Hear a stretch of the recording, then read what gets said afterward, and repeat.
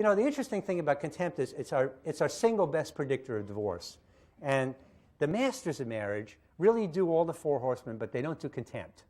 There's hardly any contempt in their interaction. And when they do it, they really repair it.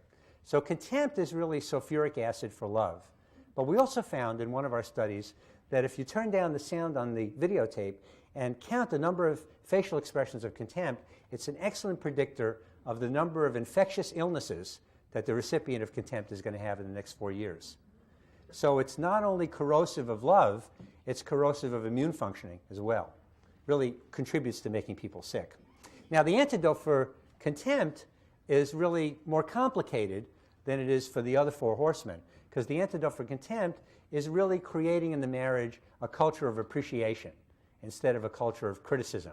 And, you know, and to understand how to really change this culture, you have to kind of understand what the critic is like, the person who really walks into a room feeling somewhat irritable and looks for reasons why he or she is irritable, and then tries to point out to people the mistakes they're making that really are contributing to that person's feelings of irritability.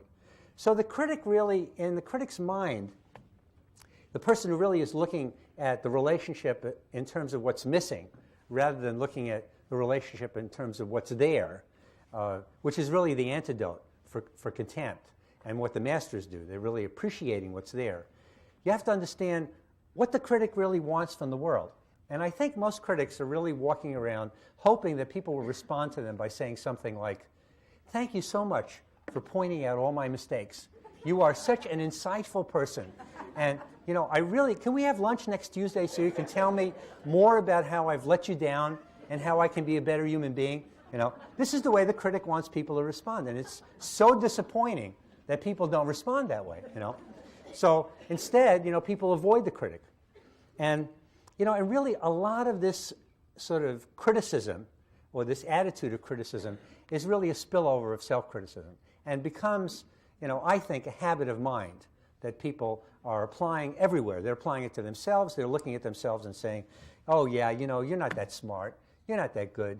You know, you don't deserve that raise. I mean, you know, yeah, you did some things, but, I mean, they don't amount to a hill of beans. You're worthless." You know, and there's this sort of self-dialogue where people are telling themselves these negative things about themselves, and it spills over into the world.